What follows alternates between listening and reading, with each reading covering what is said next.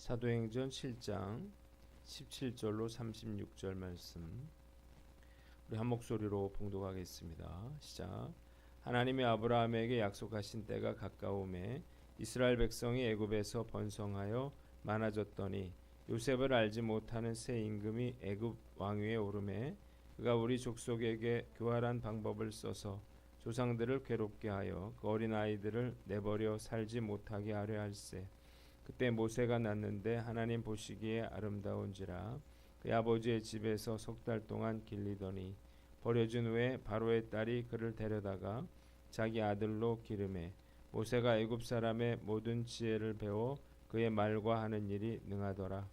나이가 40이 되매 그 형제 이스라엘 자손을 돌볼 생각이 나더니 한 사람이 원통한 일을 당함을 보고 보호하여 압제받는 자를 위하여 원수를 갚아 애굽 사람을 쳐 죽이니라. 그는 그의 형제들이 하나님께서 자기의 손을 통하여 구원해 주시는 것을 깨달으리라고 생각하였으나 그들이 깨닫지 못하였더라.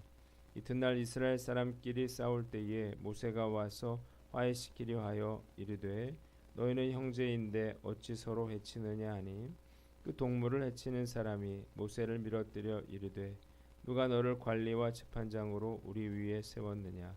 내가 어제는 애굽 사람을 죽임과 같이 또 나를 죽이려니냐 하니 모세가 이 말 때문에 도주하여 미디안 땅에서 나그네 되어 거기서 아들 둘을 낳으니라.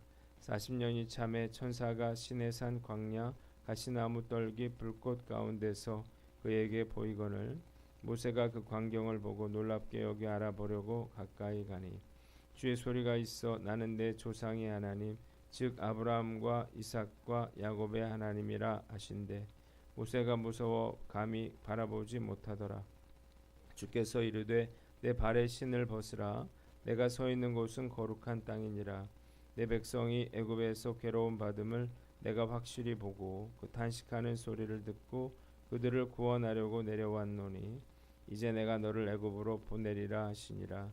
그들의 말이 누가 너를 관리와 재판장으로 세웠느냐 하며 거절하던 그 모세를 하나님은 가시나무 떨기 가운데서 보이던 천사의 손으로 관리와 속량하는 자로서 보내셨으니 이 사람이 백성을 인도하여 나오게 하고 애굽과 홍해와 광야에서 40년간 기사와 표적을 행하였느니라.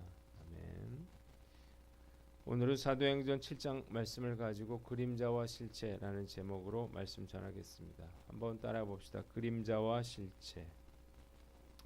자, 오늘 본문은 모세에 대한 이야기가 나와 있습니다.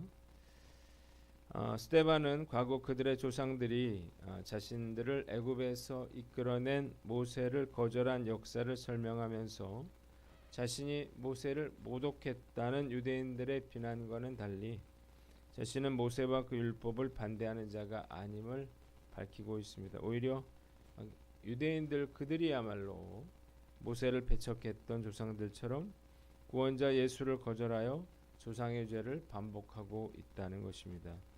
오늘 본문은 길지만 세 부분으로 이렇게 나눌 수가 있습니다. 첫 번째 17절로 22절은 탄생부터 40세까지의 내용이 나와 있어요. 자, 하나님께서 아브라함에게 약속하신 때가 이르렀습니다. 그러니까 이제 그 애굽 땅을 떠나고 가나안 땅을 얻게 되는 그때가 됐다는 거예요. 이스라엘 백성들의 인구가 많이 늘어나고 요셉을 알지 못하는 왕이 왕위에 오르게 되면서 바로는 이스라엘 백성들을 학대하고 또 인구 증가를 막기 위해서 남자아이들을 모두 죽이는 그런 조치를 내립니다. 바로 이때 모세가 태어났어요.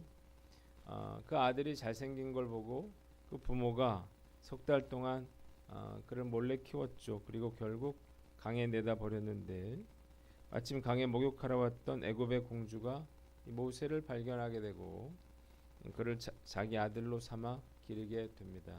40년 동안 모세는 애굽의 궁정에서 왕자로서 모든 지혜를 배워 탁월한 그러한 실력을 갖추게 됩니다. 두 번째는 23절로 29절인데 40살부터 80세까지 40년간이 기록되어 있습니다. 모세의 나이 40이 됐을 때 비로소 자기 동족을 돌아볼 그러한 생각을 하게 되어 그는 어느 날 한 애굽 사람이 자기 동족을 때리는 것을 보고 분노해서 애굽 사람을 쳐 죽이죠. 그래서 모래 속에 감춥니다. 다음 날 한 이스라엘 사람이 자기 동족을 때리는 걸 보고 이를 책망을 했어요. 그러자 그가 이렇게 말하죠. 누가 너를 우리의 지도자와 재판관으로 세웠냐 그래요. 그러면서 애굽 사람을 죽인 것처럼 나도 죽이려느냐 이렇게 말을 해요.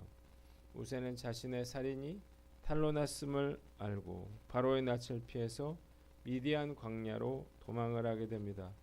이곳에서 그는 나그네가 되어서 두 아들을 낳고 40년 동안 겸손과 인내의 훈련을 받게 됩니다. 세 번째 부분은 30절로 36절인데 80세부터 120세까지입니다. 모세의 나이 80살 때 마침내 천사가 가시나무 떨기에 불길 속에 나타납니다. 모세가 이걸 신기하게 생각해서 떨기나무 가까이 나아갔더니 하나님의 음성이 들려오죠. 나는 내 조상 아브라함과 이삭과 야곱의 하나님이라 하는 거예요. 모세가 두려워했죠. 그러자 하나님께서 그의 신발을 벗으라 그럽니다. 내가 서 있는 곳이 거룩한 땅이니 더러움을 씻어버리라는 거예요. 자, 이어서 하나님은 내 백성이 학대받고 신음하는 것을 보고 들었으니 너는 애굽으로 가서 내 백성을 구하라고 그렇게 모세에게 명령하십니다.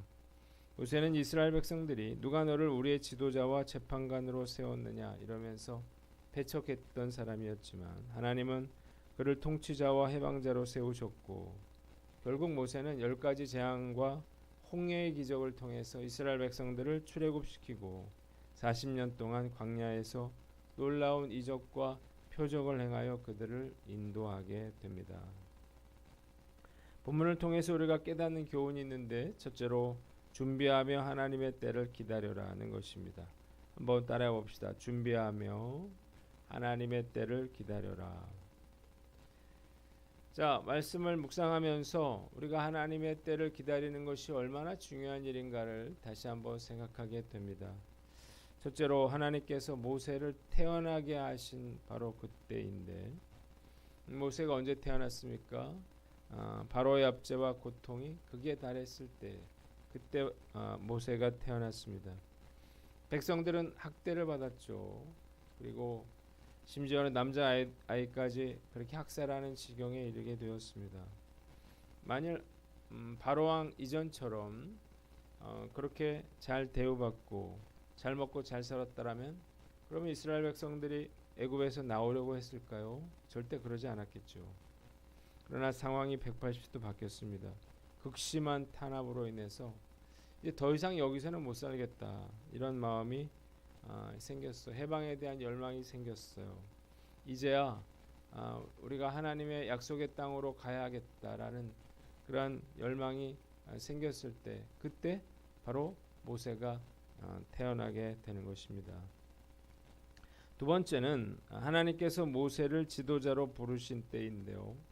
자, 오늘 말씀 보니까 모세가 80이 돼서야 이제 하나님께 쓰임 받는단 말이죠. 자, 80이면 참 많은 나이죠. 자, 왜 하나님이 80까지 모세를 기다리게 하셨는가? 모세를 지도자로 준비시키기 위해서였습니다. 자, 40년 동안은요 애굽의 궁정에서 그는 실력을 길렀죠. 그리고 40년간의 광야 생활을 통해서 모세는 뭘 버려야 됐습니까? 그의 혈기를 버려야 했습니다. 사람을 쳐 죽이는 사람이었잖아요. 그런데 그 40년간의 광야 생활을 통해서 그는 온유한 자로 변화되게 됩니다. 그리고 왕자로 있었다가 정말 양을 치는 목자가 됐잖아요. 그는 겸손하고 철저히 하나님께 순종하는 사람이 되게 하시기 위해서 하나님은 40년간을 광야에 그를 내버려 두신 거예요. 그러나 우리가 뭘 할 수 있습니까? 하나님의 때가 너무나도 정확한 때라는 것입니다. 조금도 늦거나 빠르지 않았습니다. 40여 년 전에는 아직 때가 되지 않은 거죠. 자, 모세가 자기 동족들의 싸움에 개입했을 때 그들은 뭐라고 말했습니까? 우리가 너를 언제 우리의 재판장으로 통치자로 세웠느냐 그랬어요. 그러나 너무나 극심한 고통을 당하게 되면서 그들은 달라졌죠. 자신들을 이 고통으로부터 구원해 줄 지도자를 간절히 원하게 된 것입니다. 지금까지 사역을 해오면서 나의 때와 하나님의 때가 정말 다르구나 그런 생각을 하게 됩니다. 다 끝난 것 같을 때 그때가 하나님의 때인 경우가 생각보다 많았다는 거예요. 그래서 우리가 해야 될 일은요, 우리가 어렵고 힘들어도 인내하면서 그 하나님의 때를 기다리셔야 한다는 거예요.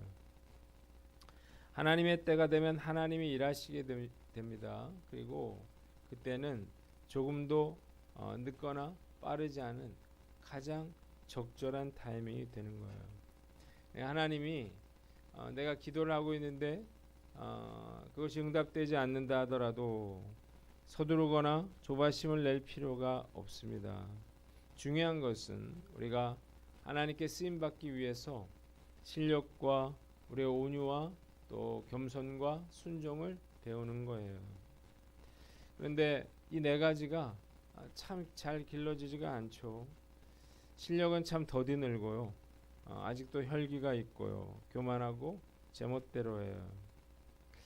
저도 말씀을 묵상하면서 과연 내가 모세처럼 변화될 수 있을까 그런 의심이 들기도 합니다. 그러나 포기하지 않고 계속해서 도전해야 될 거예요. 때가 되면 하나님께서 우리를 변화시키시고 준비시켜 주실 것이기 때문입니다. 오늘 난 어떤가 나 자신 돌아보고 주님께서 우리에게 은혜를 부어주사 우리가 그 하나님의 때를 믿음으로 인내로 기다리는 저와 여러분들 되시기를 주님의 이름으로 축원합니다. 두 번째는 하나님의 신실하심을 믿어라는 것입니다. 한번 따라해 봅시다. 하나님의 신실하심을 믿으라. 자, 스데반은 모세의 파란만장한 그러한 삶을 통해서 신실하신 하나님께서 어떻게 이스라엘 백성들을 인도해 내셨는지를 보여줍니다. 자, 모세는 이스라엘 백성들이 누가 너를 우리의 지도자와 재판관으로 세웠느냐 이렇게 배척했던 사람이지만 하나님은 40년 후에 모세로 하여금 다시 백성들을 찾아가서 이스라엘 백성들을 출애굽하도록 만드셨습니다. 이스라엘의 역사는 한마디로 배신과 불순종과 우상숭배의 역사죠. 그럼에도 불구하고 하나님은 그들에게 은혜를 베푸시고 당신의 역사를 이루어 가십니다. 이유가 뭔가요? 하나님이 그들을 택하셨기 때문이에요. 하나님이 그들을 사랑하셨기 때문입니다.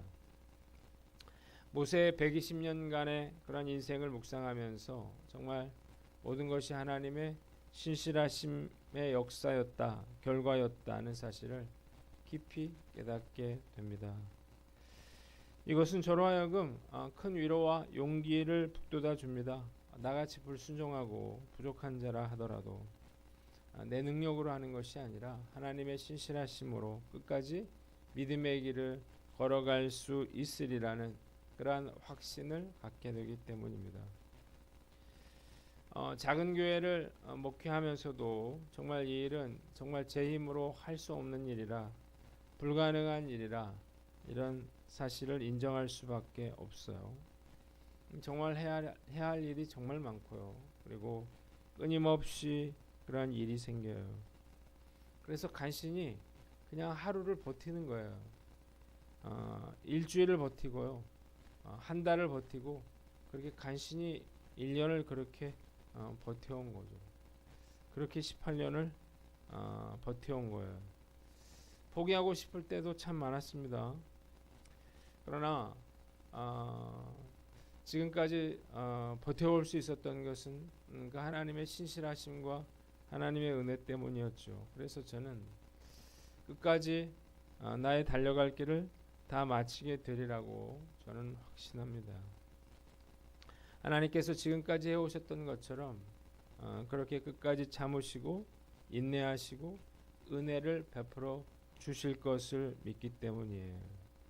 오늘 말씀 앞에서 오늘 나 자신은 어떤가 한번 살펴보는 거죠. 우리가 부족하죠. 우리가 정말 하나님의 일을 어떻게 이루겠습니까? 우리가 오늘 하루 살아가는 것도 버거운 사람들이 과연 우리가 어떻게 주님 맡겨주신 사명을 감당할 수 있을까요? 그러나 이것이 가능한 것은 그 하나님의 신실하심 때문이에요. 오늘 이 사실을 우리가 우리 마음으로 믿고 믿음으로 오늘 하루도 그렇게 꿋꿋이 버텨내는 저와 여러분들 되시기를 주님의 이름으로 축원합니다. 기도하겠습니다. 하나님 아버지, 우리가 어떤 상황에서도 그 하나님의 때를 기다리게 하여 주시고